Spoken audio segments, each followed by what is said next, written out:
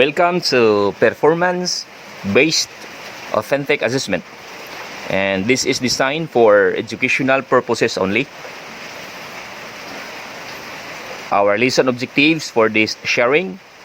At the end of this discussion, you will be able to discuss the proper ways on assembling and disassembling of the system unit. Perform work within the ergonomic guidelines.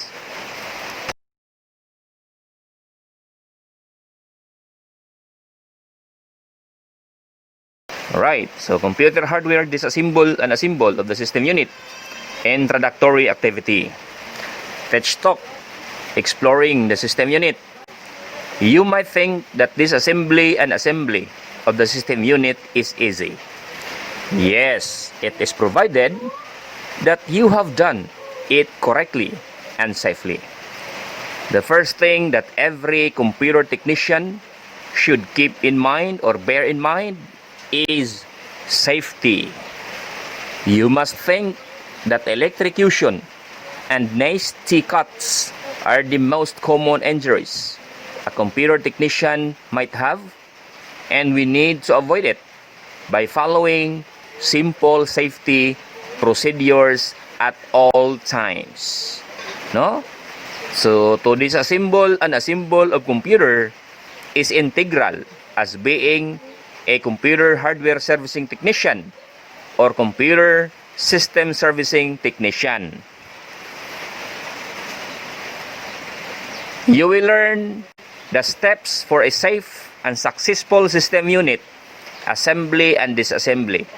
And in our left side, so we have here key terms: safety, system unit, memory, chassis, peripherals, ASD, CPU, RAM, ROM, USB, IDE, SATA.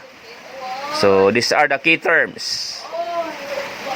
Before you disassemble the system unit, you have to make sure that the tools needed are ready, like anti-static mat, anti-static wrist strap, standard size of Phillips and flat screwdrivers, rubber eraser, soft wide bristle brush, paper and pen for documentation, and of course, flashlight.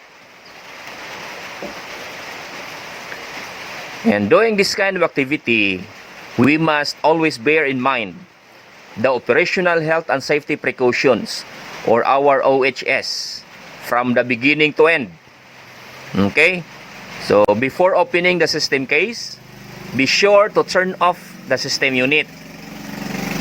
Turn off and unplug the AVR from the wall sockets as well. After that, unplug the cables connecting to the back of the system unit. After clearing all the connected cables, put the system unit on a stable, clean, and dry working table. And then, touch the unpainted part of your system unit with your bare hands to remove the ASD from your body. And this is an important part before opening your system case. You might destroy your RAM, chipsets, and other components of your motherboard. So we are referring to the most sensitive device inside your system unit. Remove the screws of the side cover opposite to the side where the ports are. In most system cases, if you are facing the back of the system unit, the right side cover is to be removed. Return the screws back to the screw holes to avoid losing them. Once the side cover is removed, turn your system side down where the open side of the system unit should be facing upward, where you can comfortably look down on the inside of your system case. We are now ready to remove the components inside of the computer. The first thing we need to do is remove the power supply. To be able to remove the power supply, remove first the Molex connectors. No, the white plastic connector at the tip of the wires of the power supply, or the motherboard power connector, drive power connectors, the floppy drive power connector, the SATA power connectors, and the 4-pin 12-volt motherboard connector. With all power connectors are removed from the motherboard and drives, the power supply is now okay to be removed as well. Always have the removed components placed in a remote and safe place away from where you are performing computer disassembly. With the power supply removed, the data cable should be removed next. This includes the IDE cable, the SATA, and the floppy drive cables. Secure the removed data cables. And next to remove are the RAM, video card, and other card peripheral components. Again, have them secured in a safe place and put the screws back. Clean the connector edges of the card peripherals by rubbing the gold-colored edge moderately with a rubber eraser, then brushing off the shredding. Do not attempt to clean the edge by blowing or brushing it off with your fingers. Our body is acidic, and you might only cause the edges to tarnish faster. Remove all drives. This will include your hard drive, CD, DVD drives, and the floppy drive. Since all peripherals were removed, the next thing to do is to remove the front panel connectors. This will include the USB, front panel or FP, and audio header. If you are not sure of which connector is being matched to, write down or document the connections and orientation of the connectors before removing them from the headers.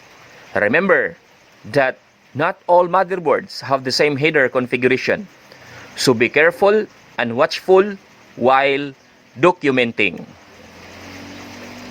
After removing the header connectors, we are now ready to remove the motherboard. To remove the motherboard, locate first all the screws and lightly unscrew all screws alternately. With this technique, we are reducing the risk of warping or bending our motherboard. It may not have a large impact on the bending of the motherboard, but still it does have even a little. Upon lightly loosening all screws, remove all screws then. Remove the motherboard by carefully and lightly pulling it away from the I/O shield. Why? Because we need to free the ports that are fitted from the holes in the I/O shield. After freeing the motherboard ports from the I/O shield holes, lift up the motherboard and put it on a safe place. Again, on a dry, clean surface. Then, after all parts of our system unit have been removed, clean the system unit chests with your brush or using our air blower, no? And clean your motherboard and the rest of the peripherals being removed. Okay, so we are done with our disassembling activity. And to do the assembly, no, just remember the processes you've done on disassembly to return all the elements you've removed back on its proper place. But we have a pattern here. So, yung pinakauna nating remove during our disassembly, yun po ang pinaka last nating ilagay during assemble. Yung pinaka last nating remove during disassembly, yun po ang pinakauna nating ilagay during assembly time. Thank you for listening.